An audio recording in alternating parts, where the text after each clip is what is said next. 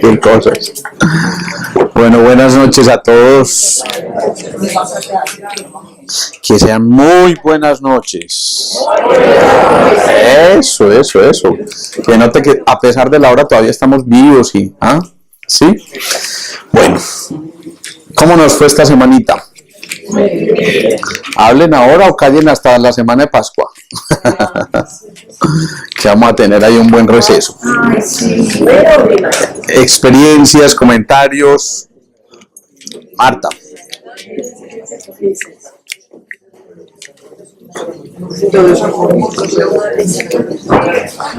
Eso.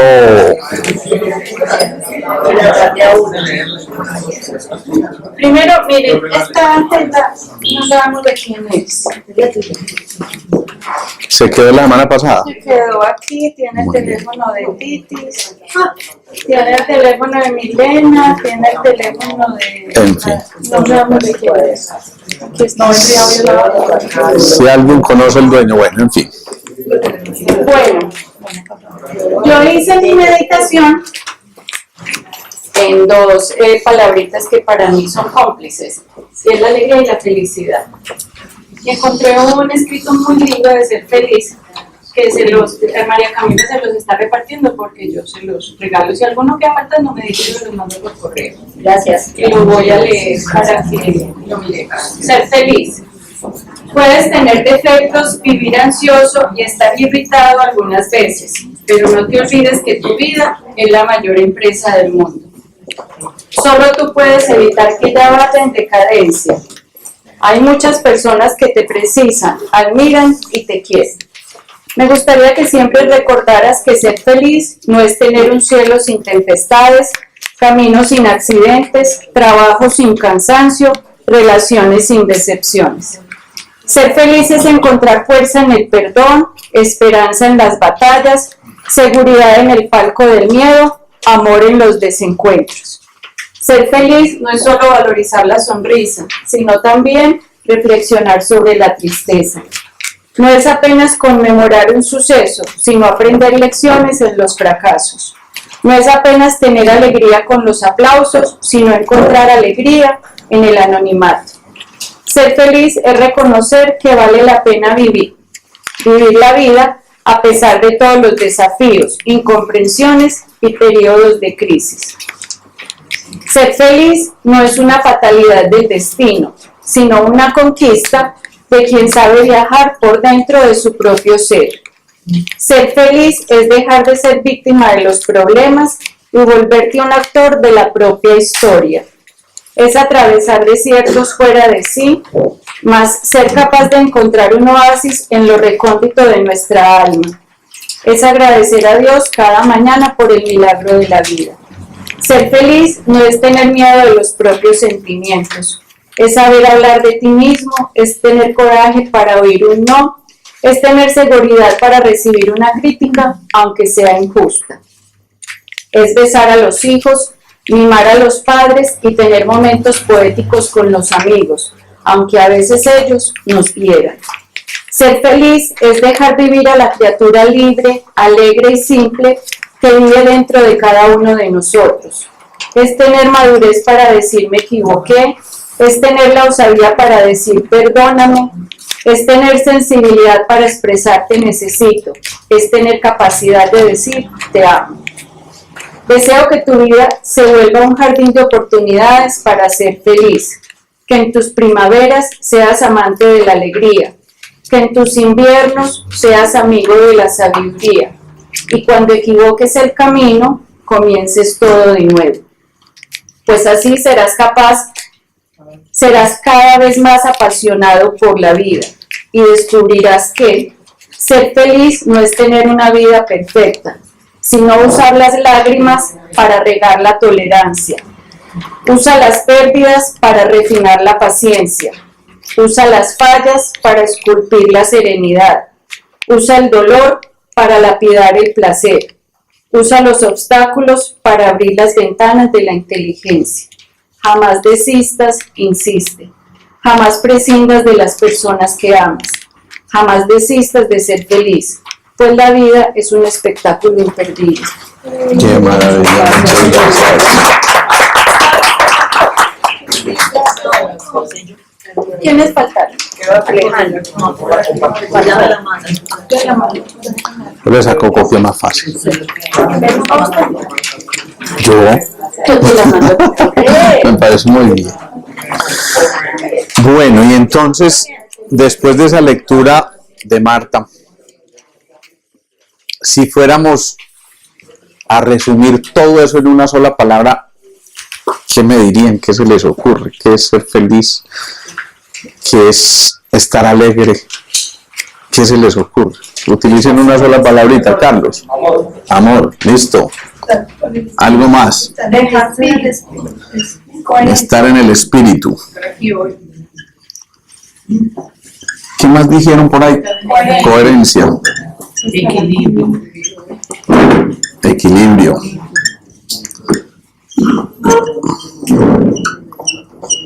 Armonía. Gratitud.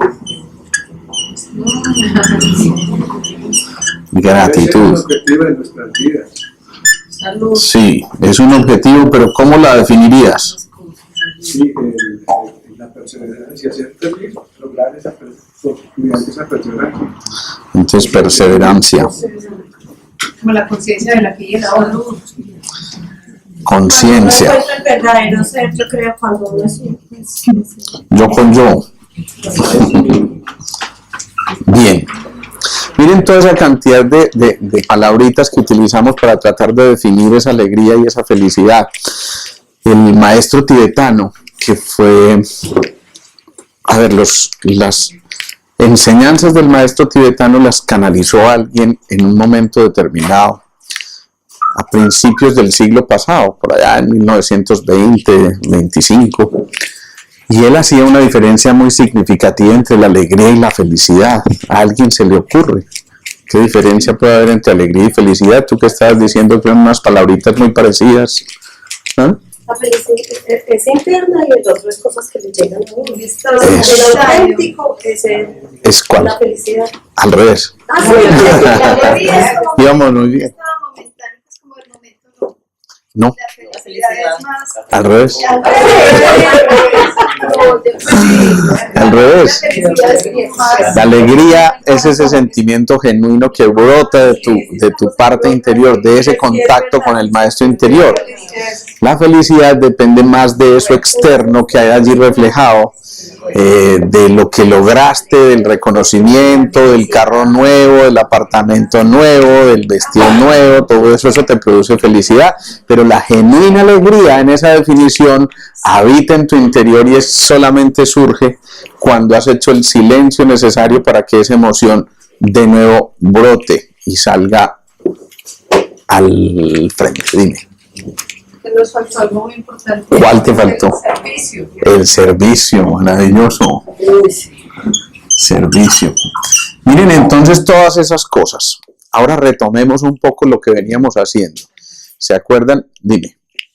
Yo estuve meditando sobre la alegría. Ah, qué bueno. Aquí sí hacemos otra pausa. Me llegaron una serie de ideas que traté de plasmar Excelente. en el papel. Todo oídos. La alegría es un sentimiento mágico que eleva el ser hasta cumbres insospechadas.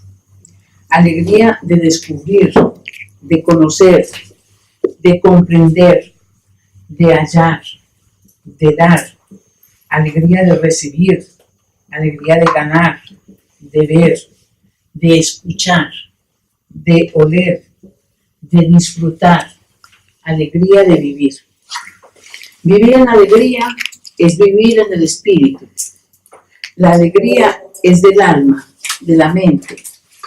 Es propia de toda la creación, de todo ser vivo. Y en la creación todo es vida.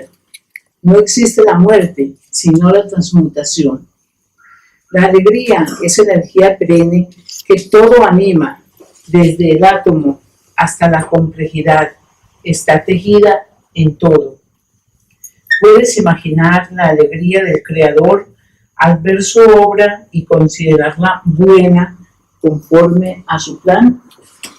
De la misma forma, Todo creador experimenta alegría cuando ve su proyecto realizado y considera que triunfó. Todos somos creadores permanentes: idea, plan, desarrollo, resultado. Si el proceso ha sido maduro y bien ejecutado, llega el triunfo, la alegría. Hay unos cuatro triunfos. No existe alegría buena o mala. La alegría es simplemente eso: alegría, sorpresa, disfrute, sonrisa, complacencia, satisfacción, sin importar su origen. De la misma manera que el científico siente alegría ante un descubrimiento que va a ser útil a toda la humanidad, el sicario siente alegría por haber culminado con éxito el encargo de cortar una vida o varias. Porque la alegría se alberga en tu ser interno, en tu conciencia, y es determinada por tu nivel de comprensión.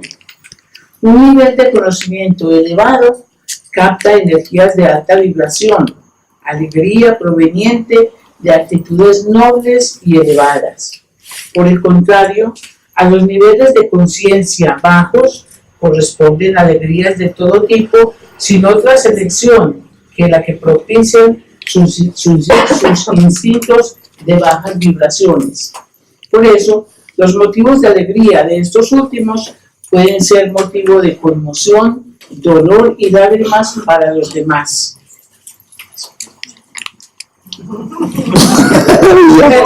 Ella dice así, eso fue todo. Eso no vale la pena, ¿no? ¿Tu nombre, por favor? Bueno. Podemos pasar este cablecito por detrás porque no te restan. Podemos pasar este cablecito por detrás, listo. Muy bien. Entonces miremos todo esto que nos estaba leyendo aquí esta mujercita, miremos todo esto que también dijimos entre todos y hoy vamos a retomar el tema que veníamos manejando. ¿Se acuerdan? Empezamos con unos pasos, ¿se acuerdan? ¿Cuáles? Sí. Entonces decíamos la inducción, ¿sí? ¿Qué más? El reconocimiento. Reconocimiento. Eso. ¿Ah? Sí. La entrega, redirigir, crear un nuevo. Entrega, redirigir Crear un nuevo y recrear. En ese proceso en el que estamos entonces, decíamos, identificamos una emoción, algo que para nosotros no es agradable, que representa definitivamente una situación de la que nosotros no queremos seguir participando. Entonces lo primero es eso, reconocemos esa información. Habiendo hecho ya todos esos pasos, yo sé que cada uno hizo la tarea juiciosamente y se dio cuenta que había muchas cosas que quería cambiar, que quería modificar. Esa palabrita es muy importante. Dejémosla aquí adelante. Dejémosla aquí adelante. Cambio. Entonces, en ese cambio es muy importante aprender a renunciar, porque todo cambio, lo dijimos, exige una renuncia. Entonces ya todos hemos hecho ese cambio, o hemos decidido hacer ese cambio. Ahora, en ese proceso de redireccionamiento, de recrear, entonces yo lo primero que tengo que saber es hacia dónde me quiero recrear. ¿Qué es ese nuevo yo que yo quiero ser? ¿Sí? Y ese nuevo yo entonces implica ¿qué? Si yo dijera cómo definir a una persona de acuerdo a sus características, hablamos de dos cosas muy importantes: temperamento y carácter, ¿de acuerdo? Y hemos dicho de tiempo atrás que el temperamento es como esa información que está en el código genético, eso que heredamos, eso que aparentemente no es modificable, y digo aparentemente, pero bueno, en eso en lo que nos escudamos, y hemos dicho eso es apenas el 5, el 10% de nosotros, el resto es el carácter que vinimos a pulir, ¿sí? Y ese carácter, decíamos, está compuesto por las 3 C. ¿Se acuerdan? Control, compromiso y creatividad. Creatividad. Entonces el control. ¿Qué es el control? Esto es hablar de lo que se llaman los anillos caracteriológicos a nivel de nuestro cuerpo. El control no es otra cosa que la correcta visión, el correcto enfoque de las cosas. Obviamente, si hicimos estos pasos y reconocimos, observamos qué era lo que no nos gustaba, qué era aquello de lo que nosotros queríamos, digámoslo así, sacar, desembarazarnos, desmemorizar, por decir de alguna forma, ¿sí? Entonces, una vez hecho ese reconocimiento, lo primero es ese control para poder saber realmente ir más allá de lo que los órganos de los sentidos nos están permitiendo ver. No quedarnos en el suceso como tal, que en un momento determinado puede sonar a drama, puede sonar a cosas muy complejas, puede sonar a cosas muy difíciles. Pero cuando eso pasa, cuando ya identificamos que estas cosas están ocurriendo y tienen un trasfondo, más allá de la apariencia, la transaparencia, lo que hay detrás de esa apariencia, ahí nos empieza a mostrar a nosotros dónde y cómo realmente enfocar de manera adecuada. ¿Sí? Si enfocamos, ¿qué significa la palabra enfocar? Direccionar, Tener un objetivo. centrar, tener un objetivo, renunciar a lo que no es ese objetivo, es dejar al margen eso que no hace parte de la esencia. Entonces, cuando recuperamos el control, es como cuando al hombre le quitan el control del televisor. Imagínense qué lío tan complicado es ese, ¿sí o no? Nos quitan el control y perdemos literalmente el control. No solamente el control sino el control de... Pero ¿y por qué? ¿Sí? Eso es una cosa muy extraña, pero ya lo veíamos la otra vez entre las diferencias entre el cerebro de la mujer y del hombre. Y eso es una buena diferencia. Después sigue entonces el compromiso. Y el compromiso es la actitud de escucha. Es entender que esto va mucho más allá del sentido del oído y es empezar a comprender que empezamos a escuchar desde el corazón. Cuando escuchamos desde el corazón, entonces esos patrones vibracionales, esas frecuencias empiezan a dinamizar en nuestro interior una serie de cosas que se están moviendo de manera mucho más profunda. Entonces alguien emite un sonido determinado que puede resultarnos agradable o desagradable. Si el sonido es desagradable, es un ruido, pero si el sonido es agradable, puede ser un poema, ¿sí? Y cuando esas dos cosas entonces están ahí, yo puedo elegir cómo lo escucho. Si lo escucho desde el ruido, lo escucho desde el poema. Si yo elijo hacerlo de la segunda manera, desde el poema, sin duda creo armonía y entonces ese sonido empieza a ser realmente eso, armonía, equilibrio, coherencia. Acuérdense lo que mencionábamos la otra vez de la coherencia cardíaca. Entonces, segundo punto, compromiso. Y el tercero, la creatividad. Creatividad está expresado por el quinto centro, que tiene que ver sobre todo con toda la expresión verbal, pero también con la capacidad de la creatividad psíquica más que cualquier cosa en lo físico. La creatividad física está puesta aquí, digamos que en evidencia, para poder terminar de construir estos tres pasos fundamentales que a su vez nos llevan al desarrollo de un buen carácter. En realidad la función nuestra en toda nuestra vida no es otra cosa que ir puliendo el carácter. Digamos que teníamos una escultura por revelar, y así como el artista le quita al mármol lo que le sobra para revelar la escultura, eso es lo que somos nosotros. Con cada pasito que vamos dando, que a veces puede ser fácil, otras veces muy complejo y representar un obstáculo tan grande que incluso nos da ganas de tirar la toalla, pero esos obstáculos suelen ser no crisis sino cruces. Y en esas cruces es donde se dan los puntos de máxima sinergia, como lo llamamos nosotros. en otras palabras, los puntos de mayor densidad informacional. Y entonces, ¿qué surge? Un conocimiento. Y el conocimiento más sin experiencia, no es otra cosa que la filosofía. ¿Sí? Pero la experiencia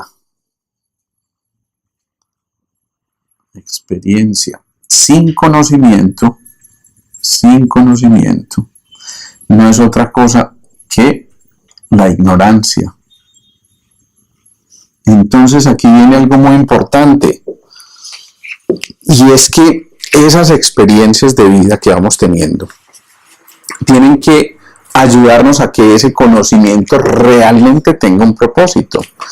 Cuando el conocimiento y la experiencia se juntan, entonces ya empezamos a desarrollar una emoción. Ese conocimiento más la experiencia de lo vivido genera una emoción, una energía en movimiento. Y esa emoción empieza a cambiar en nuestro interior la forma en que nos vamos comportando. Me explico. Cuando empezamos a sentir una emoción, sea cual sea, si empezamos a vivir en la emoción, empezamos a conectar neuronas al mismo tiempo. ¿Se acuerdan de lo que llamábamos la otra vez la ley de Hebb? ¿Sí? Varias neuronas que se conectan al mismo tiempo tienden a conectarse después de manera automática juntas. Se encendió una, encendió todas. Eso es lo que se llama la ley de Hebb. H-E-W. Y entonces, ¿qué pasa? Que si logramos hacer esas conexiones de manera automática, vamos recreando nuestro cuerpo, pero muy especialmente nuestro cerebro. El cerebro tiene una cosa que se llaman las circunvoluciones, que son, digámoslo así, curvitas que va dando ese cerebro, entre otras cosas, en una estrategia muy interesante para ganar espacio, ¿sí? Y eso es bien interesante, porque el espacio no es otra cosa que la conciencia desplegada. ¿Y qué pasa? Que cuando ya vamos recibiendo tanta información y empezamos a pasar de un cerebrito así a uno un poquito más grande y más grande y más grande, pero ya el cráneo no nos da, pues porque seríamos demasiado cabezones y no sería muy estético, entonces él asume una estrategia, que es enrollarse. Y al enrollarse va formando esas circunvoluciones. Si este es el cerebro, entonces va formando estas circunvoluciones, y eso implica que en esas circunvoluciones hay una estrategia adaptativa para almacenar muchísima más información. ¿Pero qué significa eso?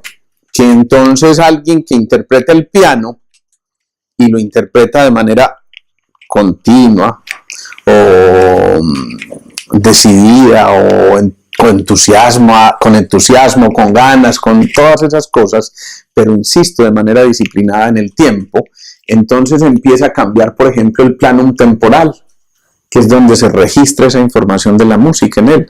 Y uno compara ese cerebro del pianista con alguien que es un ingeniero civil, y muy probablemente estas dos áreas son completamente distintas. Y empieza a surgir así una cosa que se llamó la plasticidad cerebral. Por esa bobadita de la plasticidad cerebral, por allá unos loquitos encontraron que se ganaron un premio Nobel así de carambola. Porque entonces antes decíamos que no, que es que esas células del cerebro no se podían reproducir. Neurona muerta, ya, nos fregamos, ¿sí?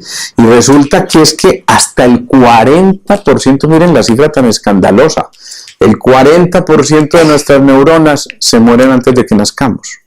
Es decir, se mueren en el vientre materno. Entonces se imaginan qué sería de esas otras pobres neuronas que quedaron si no tuvieran la posibilidad de la plasticidad cerebral. Se murió la neurona de mantener el control del televisor. Y ustedes se imaginan el drama que sería cómo volver a recuperar el control del televisor. Eso sería una locura total. Pero entonces, ¿qué ocurre? Que estas neuronas tienen la capacidad de ir generando conexiones. Hay unas neuronas que se llaman de proyección, bueno, y otras que se interconectan, ¿sí? Y las de conexión. Las de proyección entonces van en este sentido.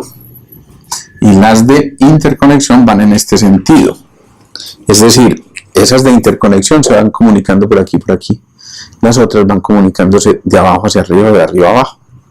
Y están ahí formando una estrategia también bien interesante, porque allí donde se cruzan unas con otras, ahí en ese cruce, en esa intersección, es lo que decimos un punto nodal, o un punto de máxima sinergia, o un punto de máxima densidad informacional.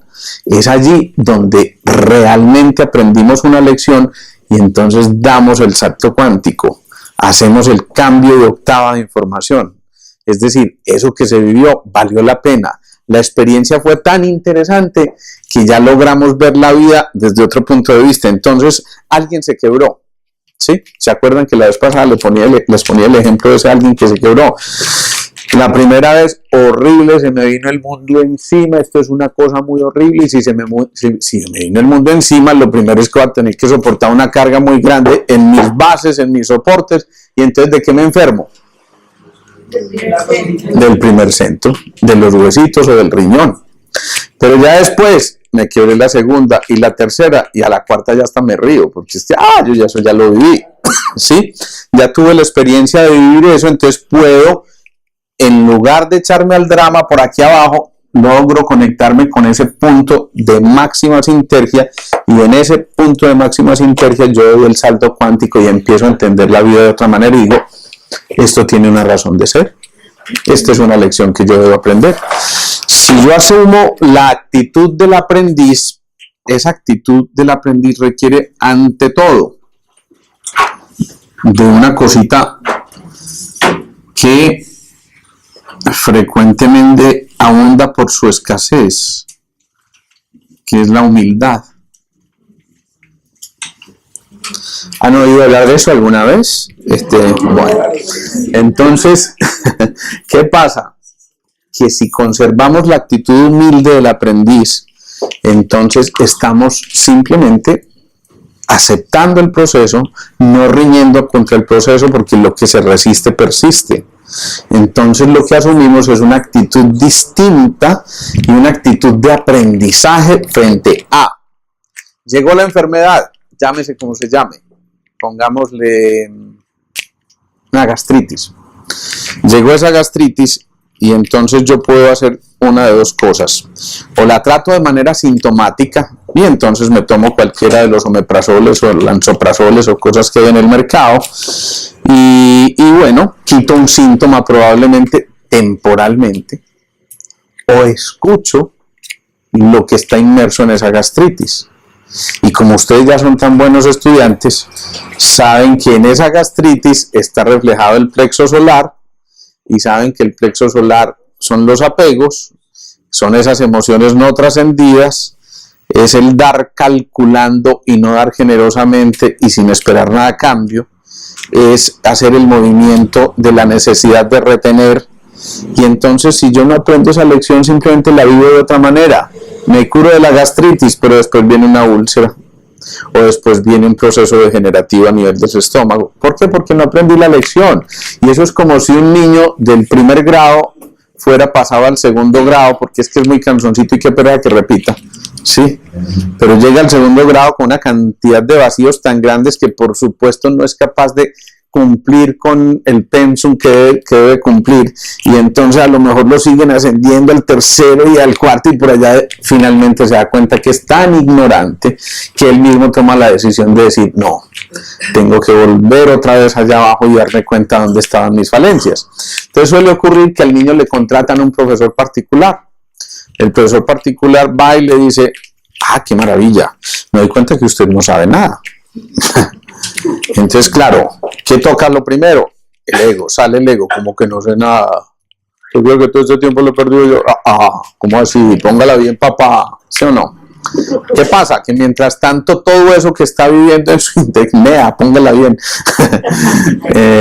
mientras tanto todo eso que está viviendo en su interior, que toca su ego, llega un momento en que como que se sacude y dice: bueno, venga pues, enséñenme a ver qué es lo que es. Y cuando asume la actitud de apertura, y el maestro, no el profesor, el maestro viene a darle la lección, entonces se encarga de que se enamore de la lección y aprenda, pero ya aprenda con H intermedia, es decir, lo guarde para sí y lo tome como parte de su experiencia de vida. Y entonces ya ese conocimiento tiene un sentido, el conocimiento empieza a alimentar la sabiduría y el sabio es el que finalmente se da cuenta que todo ese conocimiento que adquirió vale la pena siempre y cuando sea para compartirlo. Y se da cuenta que es apenas ahí donde empezó el proceso. Quien asume esa actitud, entonces se da cuenta que no hubo una derrota, sino que tuvo que hacer un proceso de devolverse, a eso lo llamamos la transformación, había que volver hasta lo más profundo y a veces eso implica, desde el punto de vista emocional o astral, volver a los infiernos mismos, tocar los infiernos mismos, y pueden ser sucesos tremendamente dolorosos que uno no entiende por qué ni para qué llegaron, pero es que por qué me tenía que tocar esto, y hasta peleamos con el de arriba. ¿Cuál? Si existieras no me hubieras dado esto, ¿cierto? Y entonces nos enojamos y viene una cosa de rechazo total, hasta que finalmente nos vence todo esto y decimos aceptación. Y en la aceptación no significa conformismo, significa, bueno, entonces, una vez presentada la lección, ¿yo qué tengo que hacer? ¿Cuál es la actitud que debo tener frente a eso? Y en ese despertar de la conciencia viene el proceso que se empieza a fecundar del aprendizaje para poder actuar en el pensar, sentir, eso es, sentir y actuar. Que finalmente, ¿qué es esto? No es otra cosa que el conjunto del control, compromiso y creatividad, o sea, el carácter unido al temperamento, y ese temperamento más el carácter van a formar una cosa que se llama la personalidad. ¿Vamos hasta ahí? Si llegamos a la personalidad, entonces cada uno empieza a reconocer qué es eso de mi personalidad que a mí no me gusta. Reconocimiento, ¿sí? Aceptación, declaración, lo declaro abiertamente, después hago entrega, lo redirijo y lo recreo. Pero para yo recrear todo eso, entonces necesito saber en qué términos lo voy a recrear. Yo quiero recrear en mi pensar. Entonces me hago preguntas como, ¿y de qué manera quiero pensar? Y mi pensamiento hasta aquí ha sido productivo. Y el pensamiento mío se parece a esa persona que yo quisiera parecerme por lo elocuente y lo mágico que es en sus cosas. Y el pensamiento que he tenido hasta acá ha sido realmente útil para mí y para la humanidad. Y me empiezo a hacer preguntas de ese tipo, pero preguntas abiertas. Yo no estoy haciendo una categorización, ni estoy diciendo ni imponiendo absolutamente nada, sino que le estoy dando al cerebro la capacidad de pensar, valga la redundancia, para volver a activar nuevos circuitos. Si yo me hago preguntas adecuadas, voy a obtener respuestas adecuadas. Si yo no estaba con mi actitud gruñona todo el día, si yo no estaba con mi actitud súper protectora todo el tiempo, si yo no estaba con mi actitud arrogante, entonces ¿cómo podría estar? Si yo renunciara a ese tipo de pensamientos, entonces ¿de qué manera podría yo reconstruir esa parte de mi vida? Y luego en el sentir, hasta aquí me he sentido un inútil, hasta acá yo me he sentido realmente un tipo abusador, hasta aquí yo me he sentido a lo mejor prepotente, ¿sí? Si yo me siento así y me pregunto, bueno, entonces, ¿de qué manera quiero sentirme?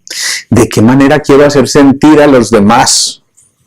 ¿De qué manera yo siento a los demás? Pero sobre todo, ¿de qué manera me siento a mí mismo? Entonces ahí empiezo de nuevo a hacer nuevas preguntas que me van generando espacios para ir recreando esa personalidad, y por supuesto sigue el aspecto del actuar. Cuando llegamos al actuar, entonces yo decido y yo digo, ¿vale la pena seguir actuando de esta manera? Si yo actuara de esta manera en lugar de aquella otra, ¿qué beneficio obtendría? ¿Qué beneficio obtendrían aquellos que están en correlación conmigo? ¿Qué beneficio hay para todo ese núcleo familiar que está conmigo? Si yo cambiara a lo mejor un simple pensamiento, a lo mejor eso podría por completo cambiar el pensamiento de los otros.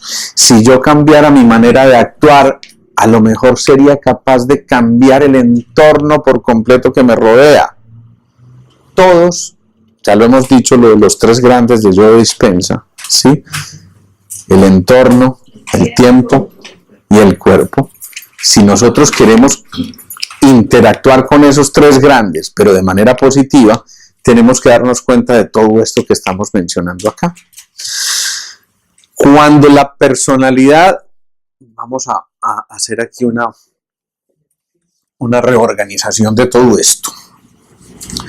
Cuando la personalidad entonces se ha ido recreando de manera adecuada, ¿qué seguirá de ahí? ¿Qué se les ocurre que podamos seguir de ahí? Entonces empezamos por reconocer que existe un temperamento y un carácter, ¿correcto? Un carácter. Ambos, una vez pulidos, van a formar ¿qué? Una personalidad.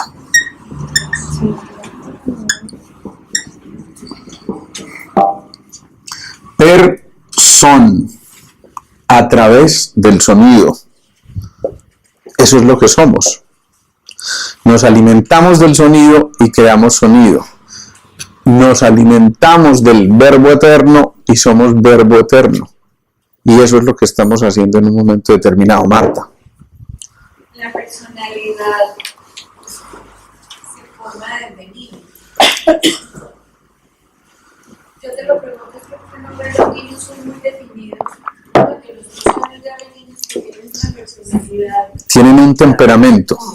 Entonces lo que quiero saber es esa personalidad se va formando y se va poniendo a través del tiempo. Y hasta el último día de tu vida. Y esa es la labor que vinimos a desarrollar acá. Cuando tu personalidad esté más allá del sonido, miren qué bonito esto. Cuando la persona está más allá del sonido, es decir, cuando se recupera esa fusión con el sonido, recuperamos ese son en nuestro interior. El son es la música, pero el son es el verbo, y en el principio era el verbo, y el verbo era con Dios, y el verbo era Dios. Simplemente volvimos a Dios. ¿Ven lo simple? A veces tremendamente simple, pero tremendamente complejo también. Dime, Carlos. Somos como un instrumento que empezamos a sonar en esa nota, y cuando empezamos a pulirla a la corda hasta que lleguemos al punto donde ya sonamos realmente como somos, ya llegamos al punto donde ya vamos a vibrar con el universo y con lo que somos. Digamos que en esa analogía que estás poniendo, el niño nace con la cuerdita floja, ¿sí? Tan floja que no es capaz ni de levantarse ahí mismo que nace, ¿no? Miren que todo lo que tenemos que hacer para poder asumir la posición de erguidos, tenemos que recuperar o recordar mejor todas las facetas de la evolución de los reinos en nosotros. Entonces, al principio el mineral, ¿sí? Y entonces tenemos que alimentarnos de la luz y de todas estas cosas. Después llega el reino vegetal y entonces empezamos a erguirnos un poquitico y la devoción hacia la luz. Pero después el reino animal, que también pasa como por todos los periodos, ¿no? Fíjense que al principio estamos acostaditos como un reptil. Después nos vamos medio tratando de levantar y gateamos. Después ya nos erguimos y empezamos a asumir esa posición en la evolución, a recordar que es que ya estamos más allá de ese tercer centro, que es el cuarto reino, que es el reino humano. Pero después, ya cuando hemos logrado todo esto, y allá es a donde vamos a llegar, despertamos al quinto reino, que es el reino de las almas. ¿Ya? ¿Qué papel juega la autoestima en la recuperación de la personalidad, la transformación? La autoestima es una cosa bárbara, ¿no? La autoestima, por supuesto que juega un papel muy importante. ¿De dónde surge la autoestima? Sí será el ego. Yo podré tener buena autoestima sin que esté metido en el ego. ¿O no? Claro. Claro. Yo puedo tener una excelente autoestima y eso no necesariamente sea una cuestión del ego. Es un reconocimiento justo a lo que yo he venido trabajando y eso es bueno. Si yo hago algo que resulta maravilloso, que yo mismo considero que es algo bueno, que le puede servir a los demás, que además me está sirviendo a mí mismo, pues entonces, ¿por qué no estar realmente reconociendo eso que yo estoy haciendo por mí mismo y por los otros? Así que bienvenida a la autoestima distinta a la prepotencia, ¿sí? Eso es bien diferente. La gran mayoría de los seres humanos estamos en busca de la autoestima, porque en el proceso de nacimiento se puede como extraviar. Eso, por ejemplo, le ocurre a los argentinos hasta los 39 años. Porque es que a los 40 ya son perfectos, ¿oíste? No, mentiras, eso que estás diciendo tiene mucho sentido, pero estamos trabajando en eso de la autoestima no con miras al reconocimiento externo, sino sobre todo con miras al reconocimiento interno, que esa es la parte interesante. Alicia. Pero la autoestima también es falta de amor. ¿La autoestima falta de amor o lo contrario? Es amor propio. La autoestima es amor propio, es al contrario, es suficiente amor por mí mismo. Baja autoestima es otra cosa. Por eso baja autoestima es falta de amor. Es muy probable, falta de amor y reconocimiento. Dime. Si esta autoestima no está como ligada a mi punto de vista y como tú hablabas de yo estoy haciendo algo que está beneficiando a los demás, es desde mi punto de vista o desde mi punto de vista. Y inmediatamente recordé este chévere que hay en Estados Unidos que está totalmente en contra de la emigración de latinos, sobre todo, y él lo entrevistaba y él decía, es que yo le estoy haciendo un bien a mi país, y mi país me agradece por eso, y maltrata muchísimo a las personas que tienen. Para él, desde su punto de vista, él está actuando bien. Tú lo acabas de decir, es un punto de vista, es la visión de un punto, no de un contexto. Ahí es donde nos extraviamos. Empezamos a perder la visión del contexto, la visión de lo global, cuando el arbolito nos tapa el bosque, ¿sí?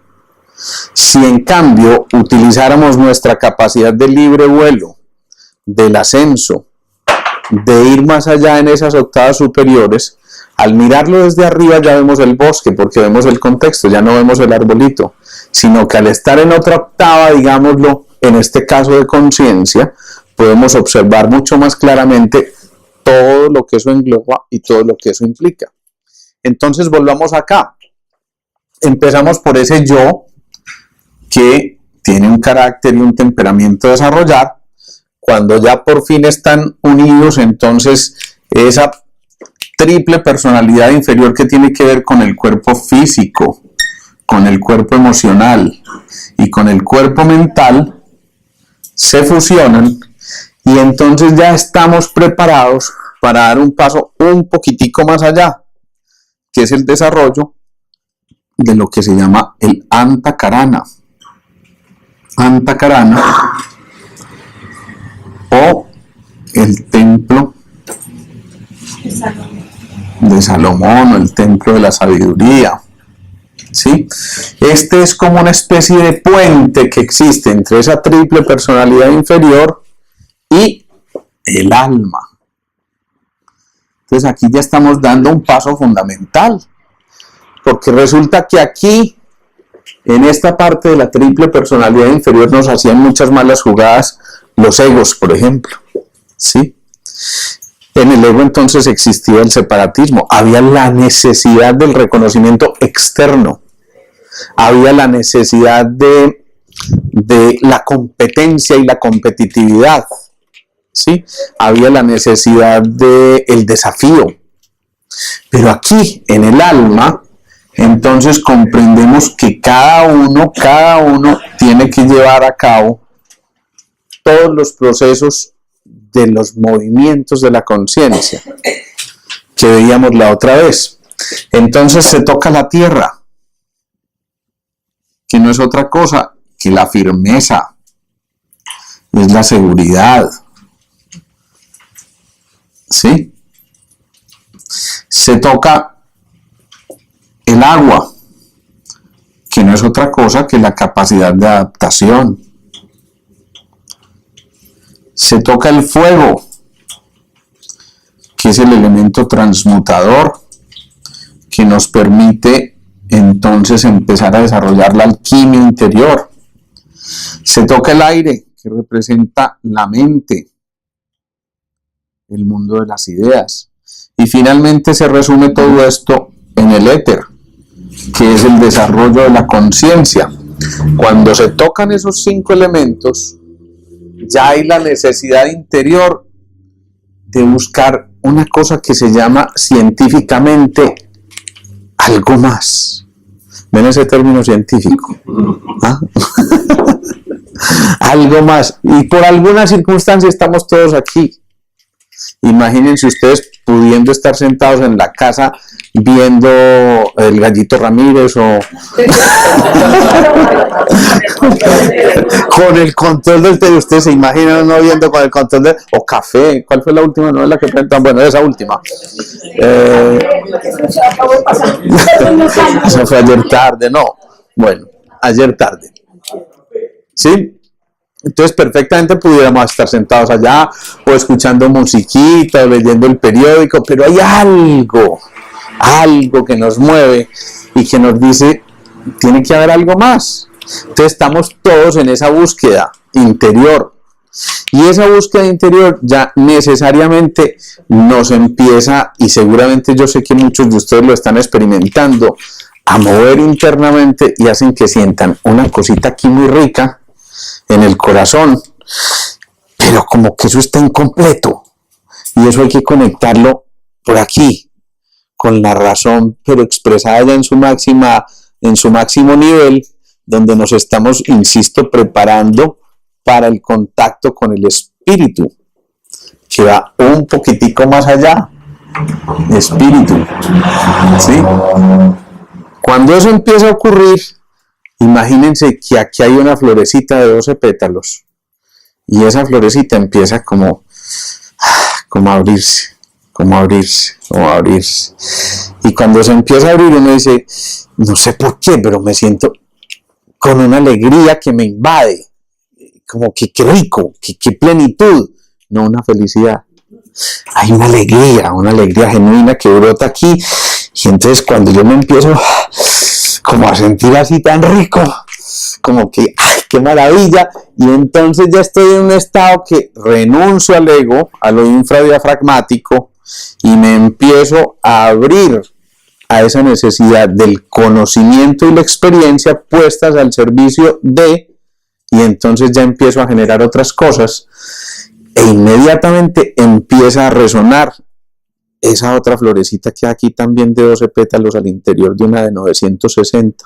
Háganse de cuenta que aquí hay una flor de 960 pétalos y en el interior están 12 pétalos centrales.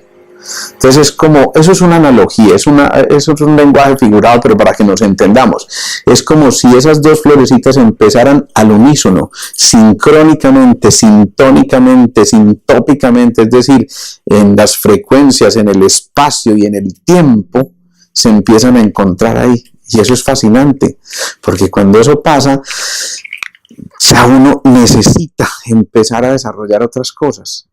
Dice, yo no sé por qué, pero me siento tan feliz que necesito algo muy especial, y entonces empiezan a tocar estos 4 aspectos antes de integrar la conciencia completa, y esos 4 aspectos a su vez tienen, cada uno de esos aspectos, 3 informaciones básicas.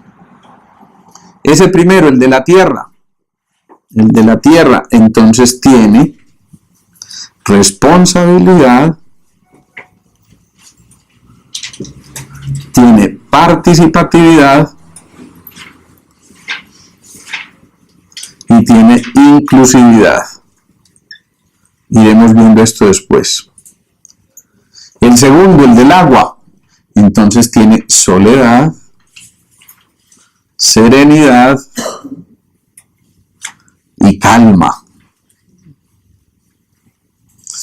El del fuego, entonces tiene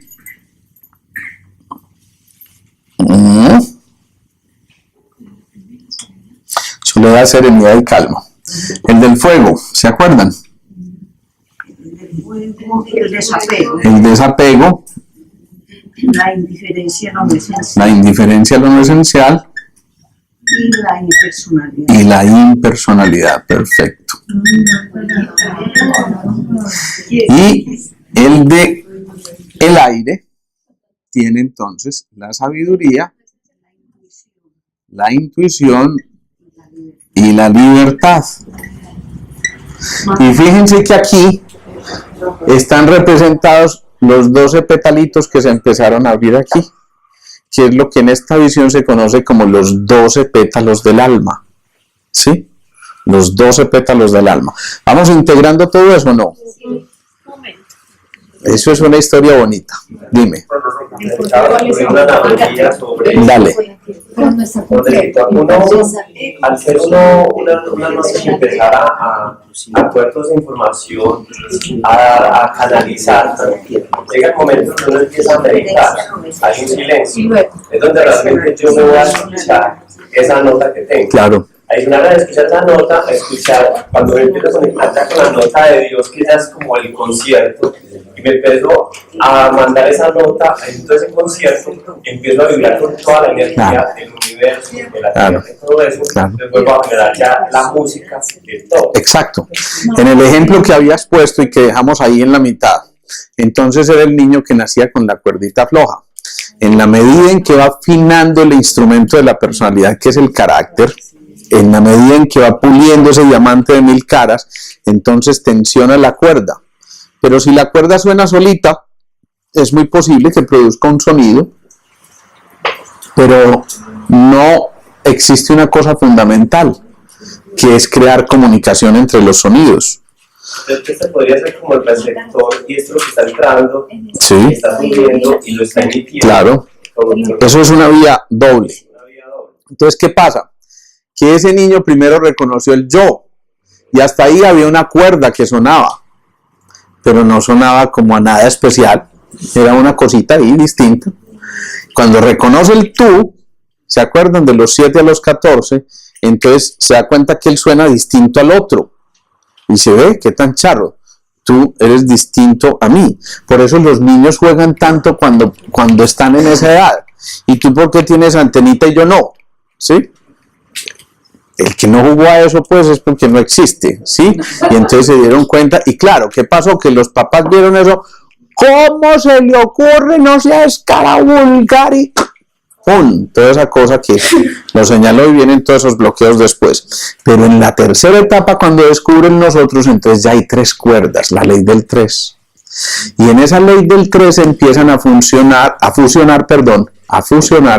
varias notas. Esta nota con esta nota y con esta nota. Puede que esas notas resuenen de manera armónica. Cuando resuenan de manera armónica, decimos que es un acorde armónico. Eso, así se le conoce en música, ¿sí? Por decir algo,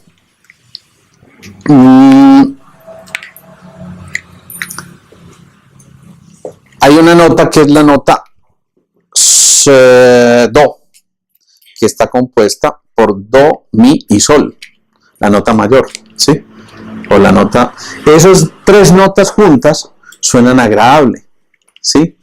Pero si yo coloco do, mi y si, a lo mejor eso no va a sonar tan agradable, entonces decimos que es un acorde disonante, ¿sí? O sea, no estoy resonando de manera adecuada.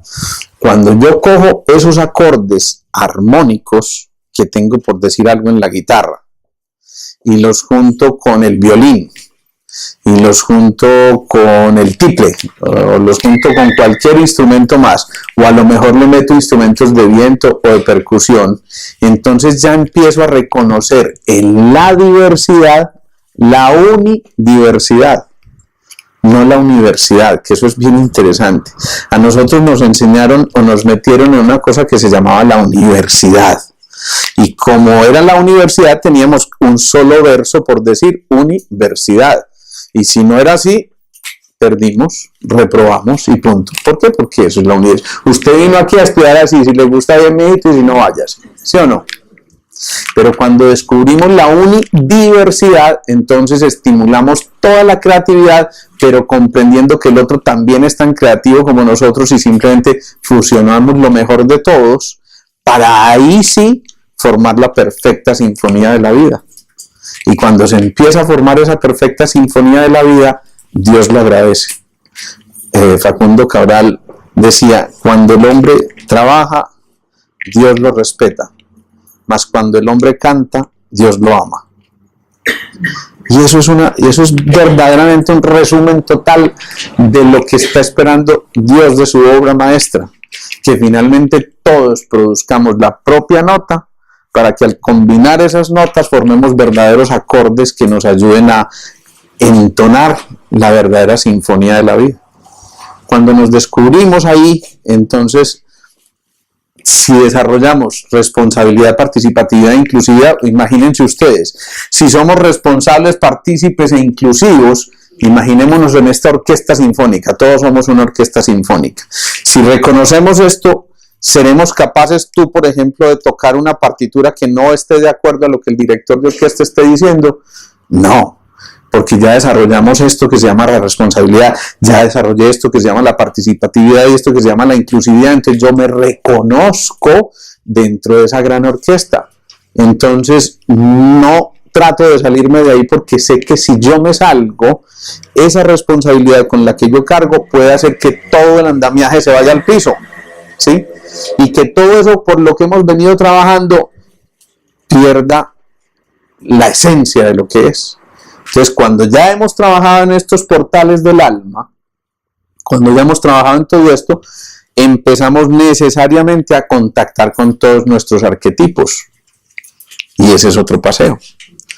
Porque si ya estamos ahí, al reconocer esto y al encontrarnos con nuestros arquetipos, nos damos cuenta que a lo largo de nuestra vida estamos transcurriendo por el huérfano, el inocente, el buscador, el amante, el guerrero, el bienhechor, el constructor, el destructor, el mago, el gobernante, el sabio y el bufón.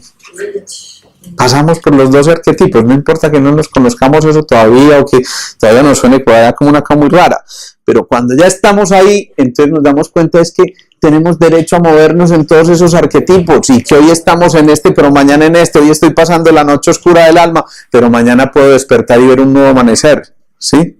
Hoy estoy aprendiendo la lección de la seguridad, mañana la de la identidad, después la de la responsabilidad, después la de la autenticidad, después la del poder y después la de la libertad, ¿sí? Eso que hoy me atormenta, porque ese amorcito no está presente, porque por alguna circunstancia, eso que hoy me sacude en el interior y entonces yo me empiezo a cuestionar por todo lo que me ha pasado y lo que he manejado en ese aspecto de mi vida, llega un momento en que ahí yo me siento huérfano porque el otro no está presente, pero si asumo la actitud real del aprendiz, entonces sé que ya no soy víctima y que ya no tengo que sufrir ese desamor, sino que construyo con un andamiaje firme y con bases sólidas otra cosa que me permita catapultarme así haya pasado por las cosas complejas que me ha tocado pasar, porque todas son vivencias, experiencias que se reflejan desde ahí y que permiten entonces que nos proyectemos a otras cosas completamente distintas, y entonces ya ahí renunciamos al autojuzgarnos, a autoflagelarnos, a darnos más durito, y entonces recuperamos la posibilidad maravillosa de reconocer que como seres humanos podemos equivocarnos en la conquista de todos los arquetipos.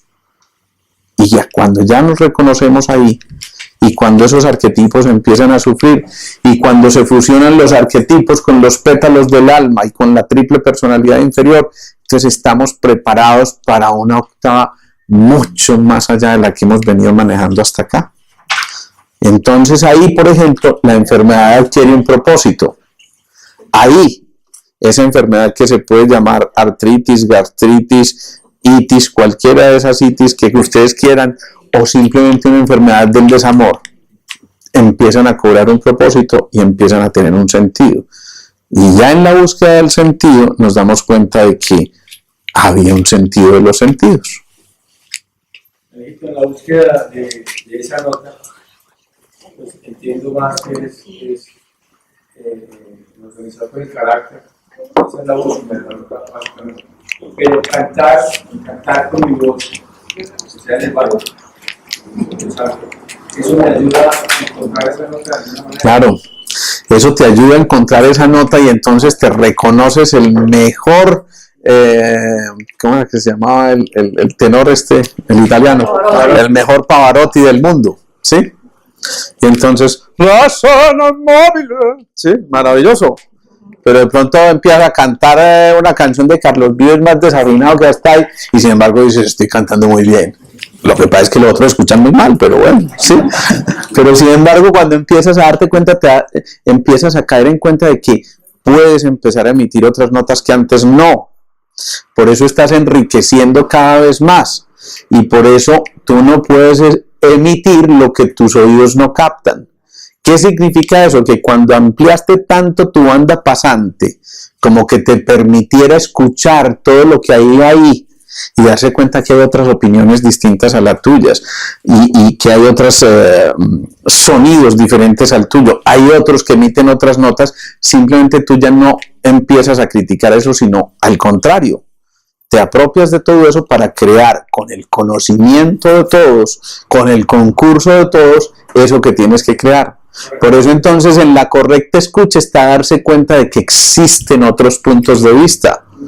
En la correcta visión significa que yo enfoco, pero tú enfocas completamente diferente. Si juntamos todos esos focos, formamos un collage maravilloso.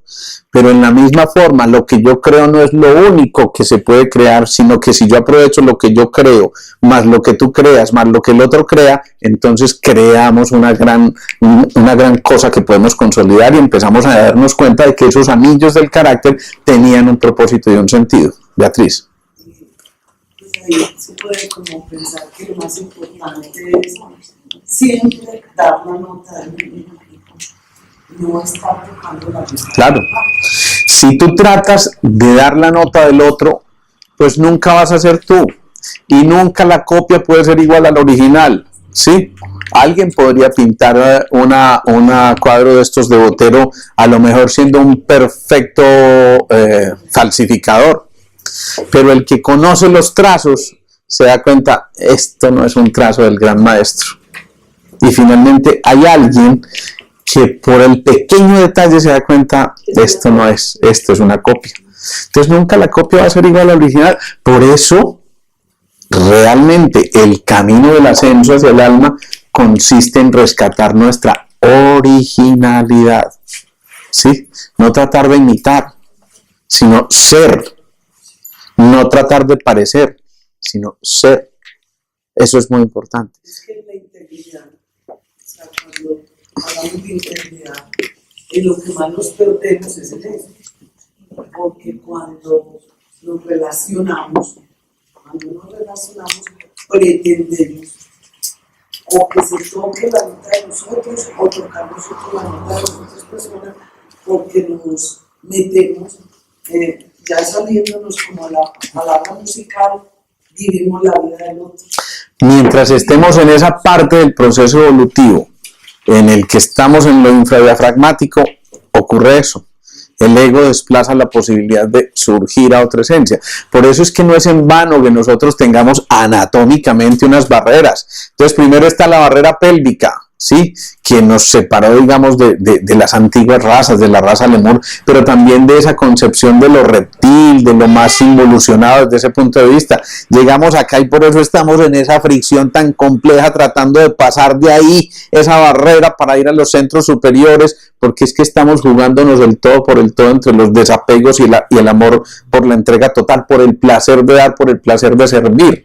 Cuando logramos hacer eso, entonces trascendemos la barrera y este obstáculo se convierte simplemente en una catapulta que nos permite ascender.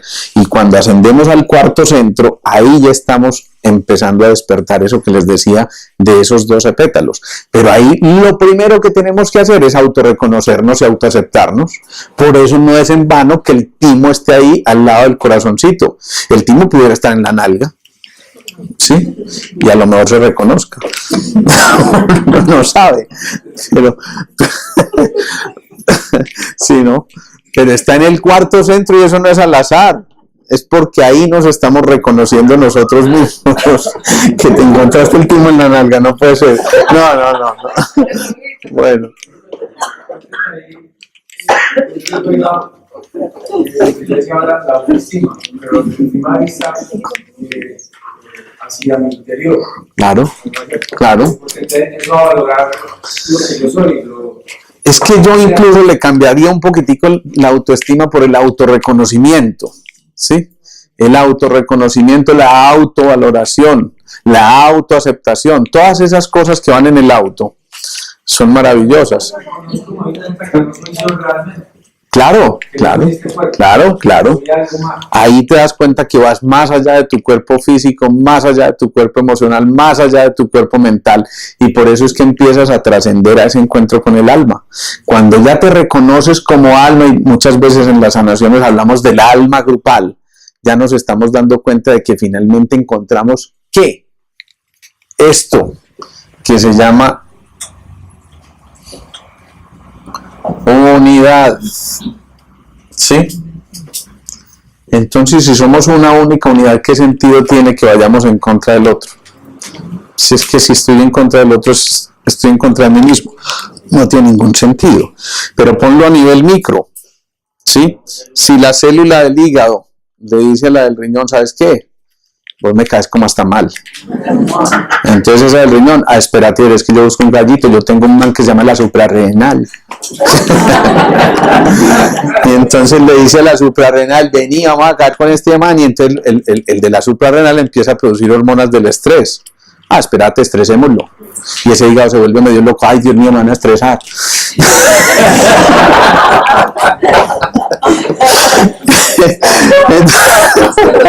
Entonces, como el hígado nutre la madera al corazón, entonces imaginen, me estresé tanto, pues voy a fundir ese man de aquí arriba, ¿sí? Y claro, viene toda esa debacle, yo lo pongo así en un sentido figurado, pero ¿qué es lo que está ocurriendo? Está ocurriendo justamente eso. Cuando en cambio el del riñón le dice al del hígado, hombre, señor hígado, te respeto mucho, gracias por enviarme por aquí esos metabolitos que vos lograste avanzar para que yo me alimentara y pudiera cumplir con mi función, hombre, vos sos muy amable. Entonces el otro le dice, no, es con mucho gusto, parcero. Y de esa manera se empiezan a comunicar y ya empieza a haber una cosa mucho más fluida, mucho más armónica, hasta que finalmente entiende que es que todos tienen una única función, juntos como las cuerdas del laúd, pero que cada cuerda de su propio tono, ¿sí? Como decía Khalil Gibran. Entonces es empezar a comprender eso. Es como si nosotros, o sea, Dios fuera un cuerpo y nosotros fuéramos células de ese cuerpo y que cada uno fuéramos todo eso. O sea, si nosotros hacemos daño a alguien, estamos haciendo daño al mismo cuerpo, claro, al mismo sistema. Entonces, igual al animal, a las plantas, igual estamos haciendo el daño a todo. Pues a nosotros mismos. Es la ley de los holones. Es la conciencia puesta en cada partícula, es entender que somos hologramas, que el todo está en la parte y la parte está en el todo. Entonces, si lo ves a nivel macro, listo, todos podemos ser una celulita dentro del plan de la creación a nivel de este universo, así como lo es una célula del hígado con respecto a la del riñón o la del vaso, ¿sí? Cada uno está cumpliendo con su propia función, pero entendiendo que esa propia función tiene un sentido y tiene realmente un sentido si es puesto al servicio de. Miren, por eso es que insistimos tanto en esas tres grandes tareas: estudiar, servir y meditar. Pónganlos en el orden que quieran: meditar, servir y estudiar.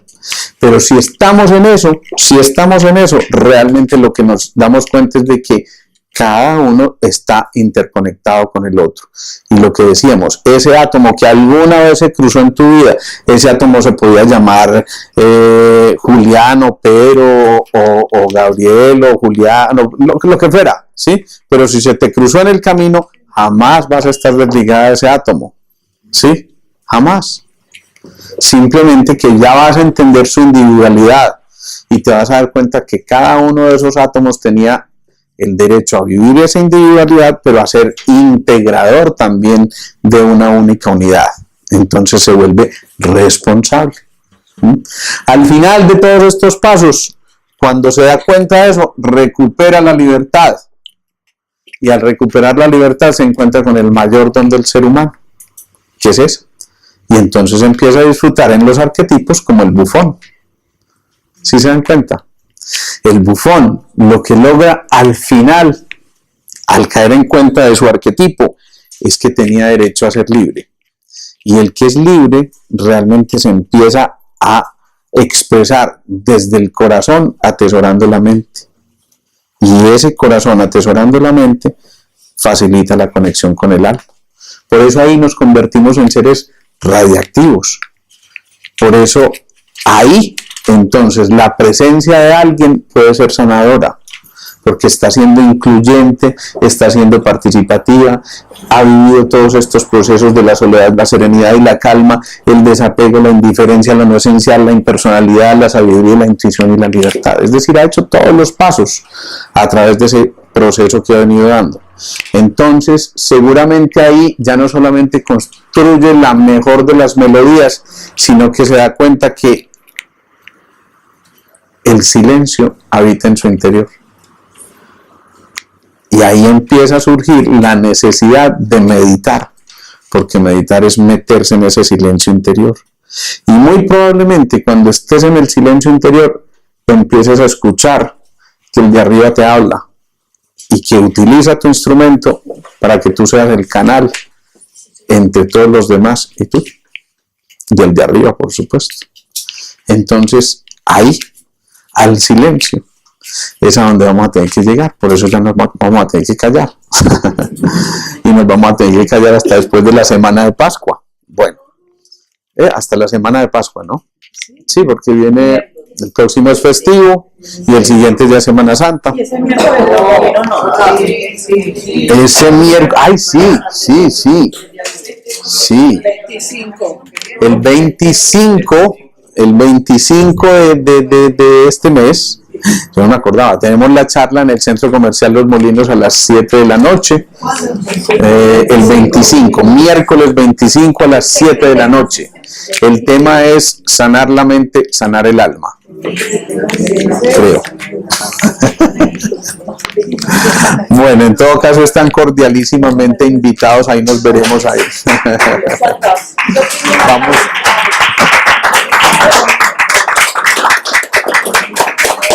Vamos a terminar haciendo la meditación entonces. Las 7 columnas en el cerebro, pero que son los 7 colores, pero que son las 7 notas musicales, todo eso tiene un sentido, ¿sí? Hasta el final cuando dice, en tus manos encomiendo mi espíritu, todo eso tiene un sentido. Entonces mi invitación es a eso, a que vivamos una Semana Santa de manera diferente. Yo insisto, respetando por supuesto todos los credos de quienes, de todo el mundo, pero tratando, insisto, de redescubrir eso que no se nos fue puesto ahí, es decir, que siempre la vivimos de una manera superficial y no logramos meternos un poco más a lo que esto implica.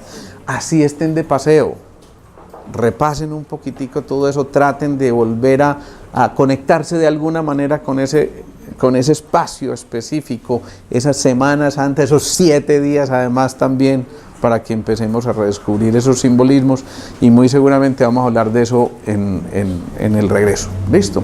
Bueno, ahora sí dispongámonos a meditar.